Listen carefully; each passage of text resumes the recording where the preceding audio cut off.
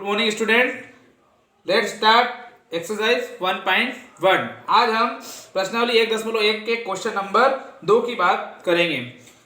किसी प्रश्नोत्तरी में से सही उत्तर के लिए धनात्मक अंक दिए जाते हैं और गलत के लिए ऋणात्मक अंक दिए जाते हैं। यदि 5 उत्तरोत्तर चक्रों में जैक द्वारा प्राप्त किए गए अंक 25, -5, -10, -15 और 10 थे, तो बताइए अंत में उसके अंकों का कुल योग कितना है। जैक द्वारा कोई प्रश्न के उत्तर दिए जाते हैं, उस उत्तर में धनात्मक अंक भी प्राप्त होते हैं और ऋणात्मक अंक प्राप्त होते हैं। सही उत्तर देने पर धनात्मक अंक प्राप्त होते हैं और गलत उत्तर देने पर ऋणात्मक अंक प्राप्त होते हैं। तो हमें धनात्मक और ऋणात्मक अंकों का योग ज्ञात करना है। तो सबसे पहले हम लिखेंगे दिया है। सबसे पहले लिखेंगे दिया है। जो दिया है वो लिखेंगे, दिया है कि जैक द्वारा प्राप्त अंक, जैक द्वारा प्राप्तांक, जैक द्वारा प्राप्तांक।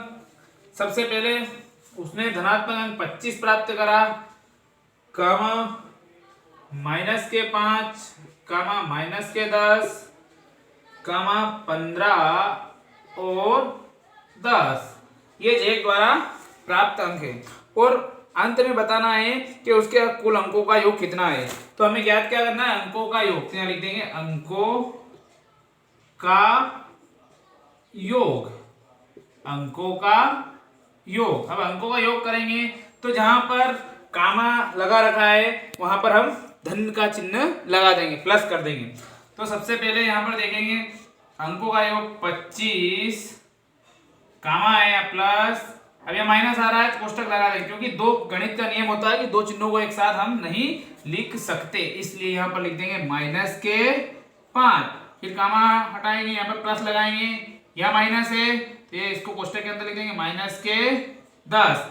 फिर और आगे देखेंगे यहाँ पर ये 15 धन 10। हल करेंगे इसको आगे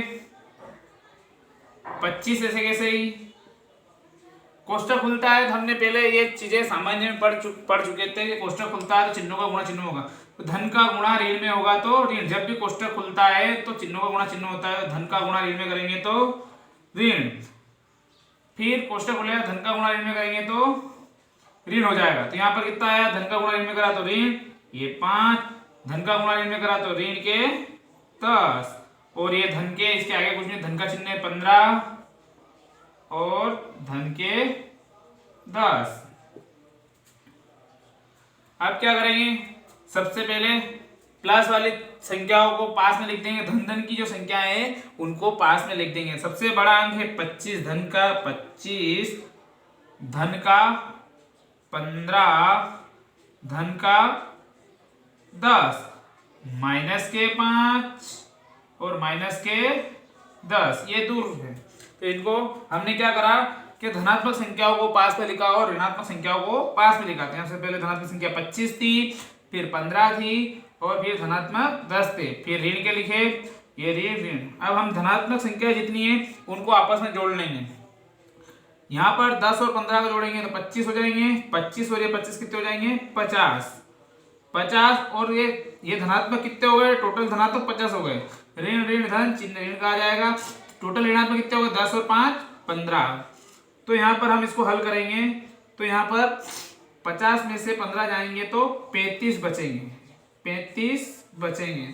अतः जैकब के द्वारा अंकों का योगफल कितना है, 35। तो जैकब ने 35 अंक प्राप्त करे। अगला क्वेश्चन है वो आपको खुद को हल करना है। Question number next, question number तीसरा आपको होमवर्क में दिया गया था। क्वेश्चन नंबर 4, एक हवाई जहाज समुद्र तल से 5000 मीटर की ऊंचाई पर उड़ रहा है। हम देखेंगे सबसे पहले क्वेश्चन में दिया है उसको देखेंगे और क्वेश्चन को समझेंगे। क्वेश्चन में दिया है उसको पढ़ेंगे और क्वेश्चन को समझेंगे, सोल्व करने की कोशिश करेंगे। सबसे पहले समुद्र तल यहाँ पर दिख रहा है हमें, हमने ये समुद्र तल बनाया हुआ है। ये समुद्र तल 5000 मीटर की ऊंचाई पर एक हवाई जहाज, समुद्र तल से 5000 मीटर की ऊंचाई पर एक हवाई जहाज उड़ रहा है और एक विशिष्ट बिंदु पर यह हवाई जहाज समुद्र तल से 1200 मीटर नीचे तैरती हुई पनडुब्बी के ठीक ऊपर है। अब ये समुद्र तल, यहाँ से समुद्र तल के नीचे 1200 मीटर की ऊंचाई पर यह पनडुब्बी के ठीक ऊपर हवाई जहाज उड़ रहा है। हवाई जहाज उड़ रहा है। तो पनडुब्बी और हवाई जहाज के बीच की ऊर्ध्वाधर दूरी कितनी होगी? ऊर्ध्वाधर दूरी मतलब यह खड़ी दूरी, यहाँ से पनडुब्बी की और हवाई जहाज के बीच की दूरी ज्ञात करनी है। तो सवाल थोड़ा सा बड़ा है पर बिल्कुल सरल है, इसको हम समझेंगे। समुद्र तल से 5000 मीटर की ऊंचाई पर हवाई जहाज उड़ रहा है और समुद्र तल से 1200 मीटर की ऊंचाई पर 1200 मीटर ऊंचाई मतलब नीचे की तरफ, ये नीचे 1200 मीटर पनडुब्बी चल रही है। तो इन दोनों के बीच की दूरी ज्ञात करनी है। हम क्या करेंगे, यहाँ से ये दूरी और ये दूरी दोनों को जोड़ लेंगे आपस में, तो टोटल दूरी आ जाएगी। तो सबसे पहले हम देखेंगे, दिया है समुद्र तल से हवाई जहाज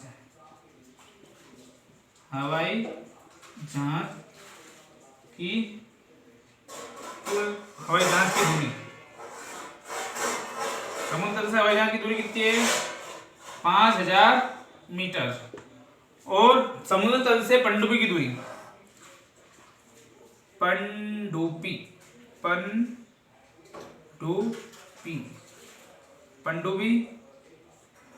की दूरी कितनी है? 1200 मीटर। तो 1200 मीटर लिख देंगे, 1200 मीटर। अब क्वेश्चन में याद करना है कि दोनों के बीच की कुल ऊर्ध्वाधर दूरी, तो कुल दूरी या ऊंचाई, तो इनको क्या करेंगे, हम आपस में जोड़ देंगे। क्या कर देंगे? आपस में जोड़ देंगे। मीटर को मीटर से जोड़ेंगे तो यहाँ पर आएगा मीटर, 0 को 0 जोड़ा तो 0, फिर 0 को 0 जोड़ा तो 0, 0 को 2 से जोड़ेंगे तो 2, 5 और 1 6, तो 6200 मीटर ऊंचाई। तो इन दोनों के हवाई जहाज और पनडुब्बी के दोनों के बीच की ऊर्ध्वाधर दूरी या खड़ी दूरी देखें तो कितनी दूरी है? 6200 मीटर।